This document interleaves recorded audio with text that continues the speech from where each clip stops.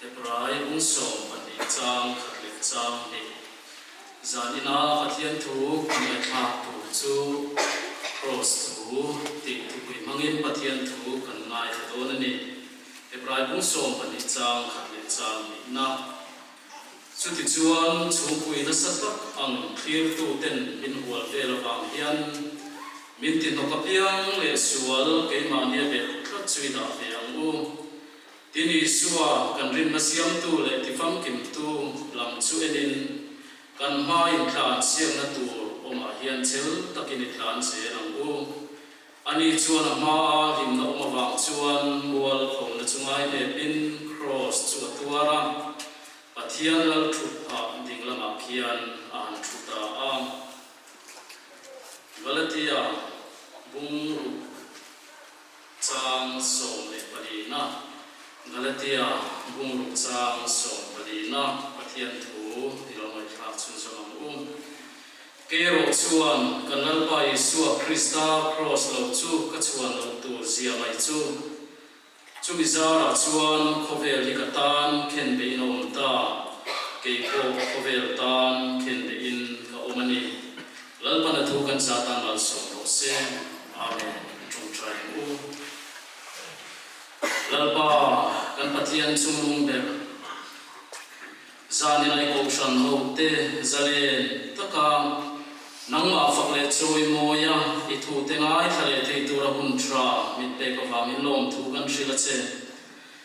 I fakla kan sak to te kan ngai kha te le thu kan la ngai kha le tu mang te I fakla kan la sak le tu mang te lalpa zania hi ni tharau thiam min nangin min pol thar le la zania hian ma ni in tum chok pathian nge khalalpa nangma in tum chok le zokin ichia lo mitling lo kal kang hian nangin thu cha kan sing an nungin ro tuang che lali so Krista hingin kan di la che amen zania hian pathian thu cha kan han sir ho le ta na chon cross thu ti thu pui mangin zanin hian toite pathian thu cha kan han ngai khale anga tung trai na le ko than ho te kan zawaya tangtlang tu ring kan som du chewani cross thu hian ring tu na hun poi mo ber chang fo thina cross kal tang lo ring tu nun hi apui thing thek thri lo ani cross chung chang hi kan soi don chuan soi tur tam taka oma zabit pan ni na top lama tangkhan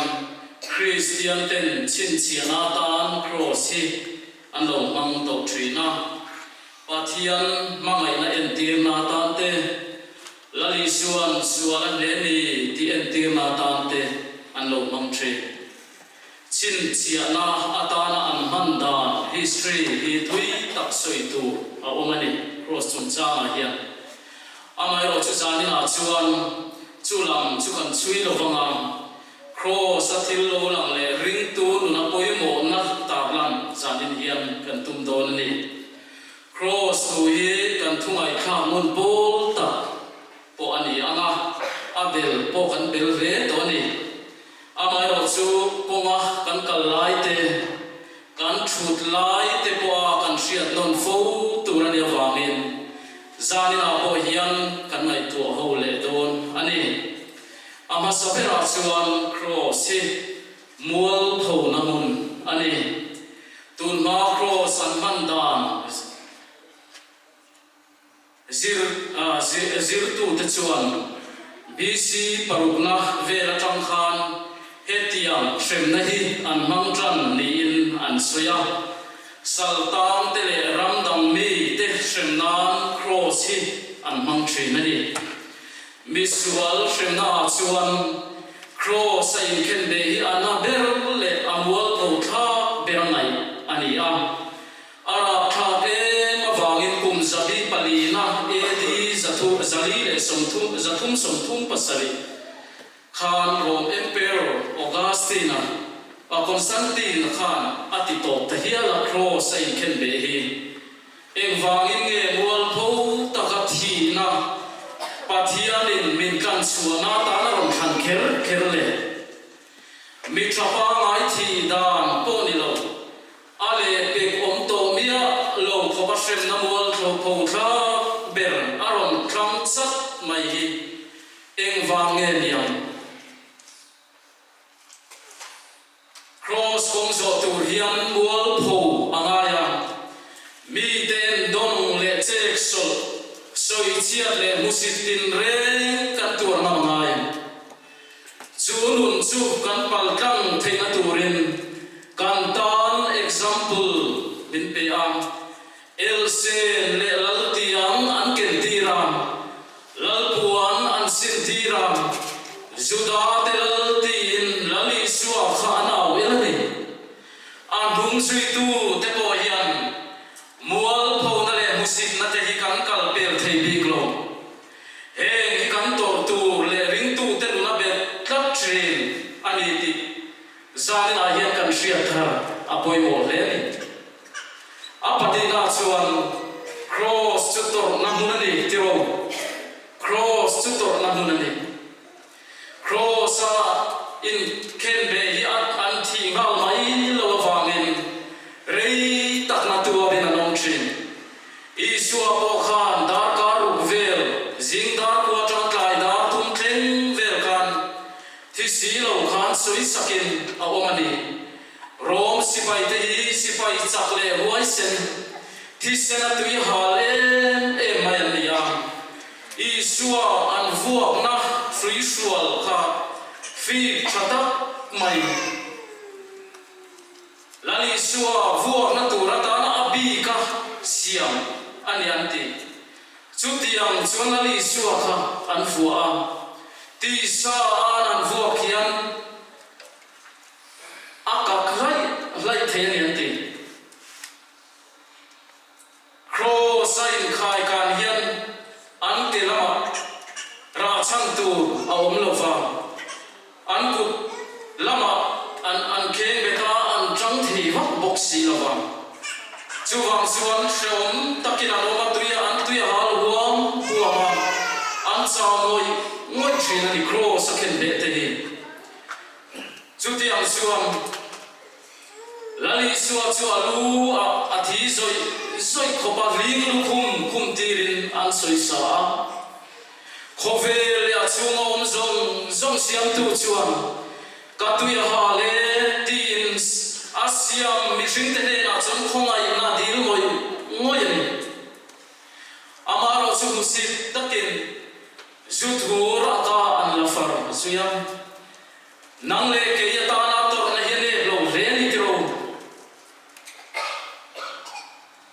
ke ni hian eng chen si ange atan kan to ngam ve don le ring tu nun hi tor na ni ti hi cross hian min sir tir tum poi mo tak mai ba khatani a mitam takhi chuam kan ring tu nun konga hian kan tuar nam lo thin mi te ti dan tholom ti ai thiam chakin pe hel na kan zong thin ni tro re the na le har sat na lo thlen chang te shom na le na alo thlen chang te hian lalpa kal sanina luam lam kan zo fo thin ni tro ma se thi khenga kan ta na tuar tu lali su krista chuan atan eng chen ge kan tor ve ti min en reng thin ani apathum na chuan cross thi lani shom taka soi sakani a rei takna tuar cross an kai khan lu khan lali suwa kha thita pathian me wathi hi makut mai tiro christian livelo te poin in pathian chu thidai tolom antifotri lali suwa kha thi adikani ma se kha thi na khan apathian na thilova amishin na zo kha thi ni he thi na ring tu te tan chon thin chin chia ta takani ti zani na yani khrethamu isua mission na thiang hian zani na yan nam le ke hi kan mission nei cross a chin rana ngai athi ve angai ni tiro cross a kan mission nahi dam takhi chu kan rong bol li suan kan sui na ko ma te yan kan mi fin na ti thin lova kan tak sa cha zong le tu zong te kan I zong le nom ti zong ma rong boli ni suan kan sui kan tung tak thri ma se chu ti yang na tang chon le suan no zui tak thei lova mi rin chak na hian a zui tak thei thin lo thi si lovin kan piang thar kan dale mai thin ti ro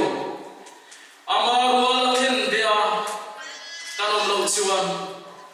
mi ring takin nung kan suya kan pe rei lo thri na ni ti ro zan la yan kan no ni bigle tam apalina ta na chuan cross to nun na ni ti ro cross to nun na ni cross akan thi na ani ti kan soi rual hian azong hal tu chunun na ni Hel na yang di shing alung to lova pathian anung zo kani ken belun nei tu chu khara vina thova chu chuan lalpa du zong ti yang mi ring du zong in ma lal na chang to lo zani la yang ke ma ni chuen feilam thole na nun mi shin na thi ava nun thole na trom pui tu kan ni em ti cái mà đi chiều ra đến này thì phải thằng e có về là lấy xua alo biển đón khan cross thì này bula ron chana có về chúng tôi rel tu em kim chúng tôi rel tu em kim xiêm tu lấy lệ vàng chúng thì lòng zong chúng tôi này tu chúng alal thut pha kal sanin nun này đầu tiên nun kan lâu này thì na trống takin ram sabe na khenga bulron charani he kal kong hi ka ngai tu akhi pathian ma ngai la hi va ma kem tiro soi fia thiam chin bon ni lo khove zong alal berle kim chunga thunei tu chu in ngai tromin ain ti te ral chin cái đi kan rong bol na in kan in ngai trom to kem tin sa na yani len fia te rong bol na ko ma hiam lam sak te kan du tri na ni tro ke ni chuan min kan thil thati ria se ti kan du tri lal na te thunai na te chan lo la kan man le cham te tri na ni tro ma se kan zui la li suwa ero chuan aro pui na le thil ti the na zong kal fat sanin khove la ro takin bularong trani asiam missing nei ten fean chulai te chui sualan rap chuai lai te poi na oi renga cross an khai kan an soi sak lai te lali suanen ma soi lo kapa an li hingai dam ro an thil ti hian shelwani hi tin ama soi sa tu te ta na la tong trai zo kan ni te ro lali suwa chu cái đi chuan min soi sel tu te min bei tu te bei le ve mai kan du thin kan rong bol na yang mi ten ei tu an move thinem mi te ti dam thin tu zol nei mi nan pan luai khan ni china kan fak na zir lai te ne na kan kan nai kha ta kan khan kan dam na na mai ti dam thei lo ni ti ro ama ai ti dam thei lo wang ro re tu khatik lo ta ro re sakin ho mani chunun trom pui tu a thi na thia thole na tho ve te hian en ti na example min siam sak to hi kan shia don fo poimo midang te ta na dam na khen tu kan ni en ti zani na hi len fia te ngu cái mà đi đam na tu lên nom na tu ringo ta nung zui tu kan ni ang ti hi lo mani midang te ta na nun lan ve tu kan ni ti zani na yen cross no ya yen zir thar le amu tir ko bola chuan ke ro chuan kan dal pai suwa krista cross lo chu ka chuan lo tur sia mai chu chumi sa chuan khove ri ka tan khen be no ma ke bo khove tan khen be ka ma ni tin Galatia mi te ve na khan asoyani zanina yan enge kan chuan ve trin le kan thiam na le fin na te kan thei na te kan lo chuang trinen kan ko san tholong tam te kan lo chuang trinen Paul chuan Isua Christa cross cho chuanga chumi awang chona tam khovel hi khen be na oma khovel tam po khen be na om thin le ka thiam mi chal lang ni ma se Paul chu khovel moi na khan ati buai thei to lo lom chumi lal parong a bol mai to so kan zanina yan e cross tu bang hian kandun in bi chiang tharilam lom chungal parong bol sel thei turin in buat sai tharam ko kan pathian chu na thok thin pathian ani tro che chuak thin pathian ani kami te tuar na ka buwa an tuar out home chu siat poeti lalpan an mali chan chuak turin ka lo chuak ta ne lalpan ate kan pathian chuan khu ta khu an tuar ni khu ti mai lo an mani chan chuak turin ka lo chuak ta lali chualo kal chan vanal ber rorel tu kha cross le ran chedong alom chan leiran khe ya alo pian chan khai ge ni chu chu ni tro tuar te tuar na la ta chan chuak turin Thil ti turin, chandam ni turin, na thok turin, na thok trin pathian ani, lalpan tua te tua na, amuin, trampui ngai te trampui tur amuhian, nun nei lo te nun na kan lo nei na tur dian, kan pathian om he he lo, aron che chuak ta ni tro. Chutia chandam tu pathian chukan pathian ani zanina hian chuta tak chun len tun pui tu ren zanina hian kan pathian in min sum hote faro nena kami te chan chuak turin ka tiram che tin zanina hian nang le ke hilen tun pui ta min sum muthin fethin tuar pui thin tuar te lama trang anmani chan chuak turalo thok chua pathian hian zanina yan nang le ke hilen dun puyatan tho puyatan amin somani zanina yan pathian tho puitu ni turin hotu pathian ne na faro ne na katirang chumenti khovel lalte ma chum turin tum lai kan khovel din bon kan sia ti rogan ramin tiram nge apo khovel lalte ma chum turin khovel sa kodang te ma chum turin tang me te van ram cha bi ka pe che le ya puar pian chu vana puar ani ngam le ya phela pian chu vana phela ni ang tin thu nei na ne zani la hian lal pan min som lal pan chuan na thona man ruwa ni turin zani la hian nang le ke min ko sim pathian le tu tui turin aya palai na thok turin zani la hian nang le ke lal pan min som tharani lal pan hote katirang se tin min ko ikut te khalali suwa kut ni turin ike te khalali suwa ke ni turin ingai tuana te khalali suwa ngai tuana ni turin zani na hian pana som che Mother Teresa khan bolgo boma no te piang lim binan pai kha alo haya arim cheple ni putar pakhat hian aka hup chungin kapi da mairo adam chuang lo vanati ma se Mother Teresa chuan chu pa chu en manglo hian ti hian ti am lali chuan ati hi ati zanina yenu law du ki ikutina khoi khalali chuwa khoi ikal naram khalali chuwa kal naram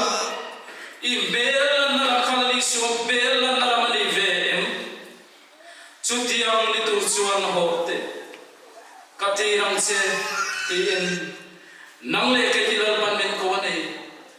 zanina hian lo habla lo ding chuak la ibulom lali chuaril ruang puturin adu zo zanina hian ke pen tharang Krista thi na chu sual wangai thi na lalpana puan sak to che ita na lalpa thu so hilo takino in pom la lom na lui chunang ma luang ge yang zanina he lalpa zan ria sakramen hi kan kel dom chaklo ten chakna dam lo ten dam na ni bol lo ten thiang ring na ring rel ten ge na ta na lo mang thi nangin keili point athara pathian ro puina kan mu theina turin kan sa tanal pan athu mal so ro se amen.